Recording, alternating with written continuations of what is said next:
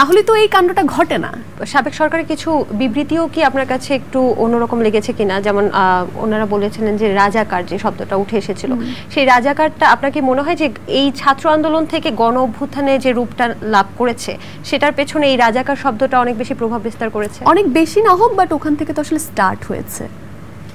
মানে ওখান থেকেই তো আসলে অনেক ওই যে থাকে না আগুনের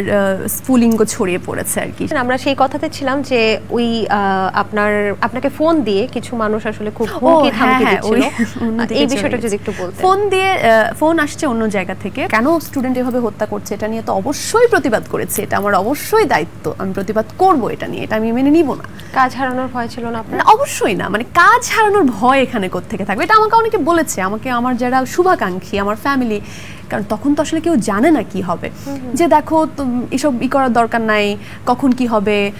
তোমাকে তো চিনে ভালো মতো, তো তোমাকে ভালো বেশি টার্গেট করে ফেলবে, রাস্তায় 100 জন নামলেও তো দুদিন পর ওদিকে চিনবে না, তোমাকে তো চিনে রাখবে, নিজের কথা ভেবো না, পরিবার, অনেক কথা বলেছে, তোমার কাজ চলে যেতে পারে, কিন্তু আমি চুপ থাকবো কিভাবে, মানে এটা কি সম্ভব নাকি? তো আমি তো খারাপ কিছু বলছি না, এরকম একটা ব্যাপার। তো ওই সময়টা আসলে অনেকে নিতে পারে না, দেখেছে যে আমি তো আসলে অনেক শো করি, তো তাদের কাছে ওই যে চিনে, তো অনেকে আমার স্টেটাস আমার ছবি নিজেদের মতো করে বিকৃত করে সেটা মেসেঞ্জারে চালাচালি করেছে, পার্সোনালি হোয়াটসঅ্যাপে আমার ছবি পাঠিয়েছে, মানে আমাকে চিনিয়ে দিচ্ছে সবার কাছে, এবং সেটা একদম রুট লেভেলের কর্মীরা যারা দলীয় তারা করছিল। তো এর মধ্যেও তো অনেকে আসলে পরিচিত থাকে, হয়তো আমাকে চিনে, আমার ভালো চায়, আমার কাছে ফোন এসছে যে নীল তুমি একটু করো, মানে তোমাকে কিন্তু মেসেঞ্জার গ্রুপে দেয়া হয়েছিল আপনার ছবি? আমি তো সেটা জানি না, আমার কাছে স্ক্রিনশট আছে বা কিছু দলীয় থাকে না হয়তো ইউনিভার্সিটিতে, আমি তো অত ভালোভাবে ওদেরকে চিনি না, ওরা আমাকে চিনে। কি উদ্দেশ্যে দেওয়া হয়েছিল ছবিগুলো? যে লুক শি ইজ নীল হুরে জাহান, সে এরকম কথা বলছে সরকারের বিরুদ্ধে, এটা সেটা, সে মানে খুবই অ্যাবসার্ড কথাবার্তা, মানে যেটা হয় আর কি, আপনার বিরুদ্ধে ব্যবস্থা নেওয়া হবে, হ্যাঁ আমার বিরুদ্ধে কেন ব্যবস্থা নেওয়া হচ্ছে না, এই ধরনের কথাবার্তা, এবং খুবই অ্যাগ্রেসিভ। রাষ্ট্র সংস্কারের দায়িত্বের জন্য একদম সবার, এবং বিগত যে সিলেটের বন্যা আমরা দেখেছিলাম সেখানেও কিন্তু এত সর্বস্তরের মানুষের ঝাঁপিয়ে পড়ার বিষয়টা আসেনি, এবার যতটা বেশি দেখা গেছে, তাই না? আচ্ছা আচ্ছা, এবং এবারে বন্যাটাও খুব ভয়াবহ ছিল, কারণ সাধারণত ফেনীতে কখনো বন্যা হয় না, আমার তো জন্ম বেড়ে ওঠা সেখানে, কখনোই এই পরিস্থিতি হয় না এবারই, এবং সেটা এত বাজেভাবে হয়েছে, যেখানে ফেনী মেইন পয়েন্ট, যেটা ফেনী তো একটা টাউন, মানে একটা জেলা শহর, সেখানে একতলা পর্যন্ত পানি উঠে গেছে, তার মানে গ্রামের দিকের দুর্দশার কথা মানে চিন্তাও করা যায় না। তো এটা কখনোই তারা অভ্যস্তই না এই জিনিসটাতে, মানুষ মানসিকভাবে যে শকটা পেয়েছে আনবিলিভেবল, তারপরে তো অর্থনৈতিক ক্ষতি, প্রাণ নাশ, এগুলো তো আছেই।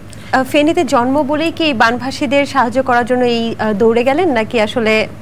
হতে পারে, এটা বলে ভুল হবে না, হয়তো ওখানে আমার জন্মস্থান বলেই আমার হয়তো টানটা একটু বেশি কাজ করেছে, কারণ আমি তো ওই জায়গাটা আমি দেখতে পাচ্ছি ছবি, এখন যে ছবিটা আমি দেখছি পানিতে ডুবে আছে, ওই জায়গায় তো আমি হেঁটেছি, খেলেছি, তো অবশ্যই আমার টানটা একটু বেশি কাজ করেছে আমার নিজ থেকে। আমি এর আগেও তো যে কোনো বন্যায় হয়তো নিজের যতটুকু সাধ্য সামর্থ্য আছে আমি বিভিন্ন জায়গায় আমি সাহায্য করি, সেটা মানে বলার কিছু নেই, কিন্তু ফেনীতে আমি করেছি প্রথম থেকে, আমি আমার যতটুকু সামর্থ্য হয়েছে আমি দিয়েছি, কিন্তু একটা সময় পরে গিয়ে নিজে যাওয়ার যে টানটা সেটা আমি অনুভব করেছি যে আমি নিজে যাব, আমি নিজে গিয়েছি। আপনি একটা স্ট্যাটাস দিয়েছিলেন সেই সময়টা যখন বন্যা একদম তুমুল আকার ধারণ করে, বলেছেন যে আপনার পরিবারের মানুষও নাকি আটকা পড়েছিল। হ্যাঁ, একটু বলুন। কারোর সাথেই কথা হয়নি, মানে তুমি চিন্তা করতে পারবে না এত দুঃসহ একটা অবস্থা, যে একটা জায়গায় কোনো ইন্টারনেট ইলেকট্রিসিটি কিচ্ছু নাই, কিন্তু তুমি চিন্তা করতে পারো তুমি ঘরের মধ্যে বসে আছো, এবং সেটা কিন্তু ধরো দালান 6-7 তলা বিল্ডিং এরকম, ওখানকার মানুষ কিন্তু বেশ আধুনিকভাবে চলে ফিরে অভ্যস্ত, আমি শহর এলাকার কথা বলছি, কিন্তু কোনো ইলেকট্রিসিটি নাই,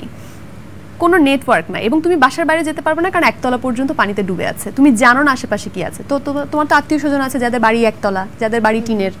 গ্রাম আছে, গ্রামের বাড়ি আছে।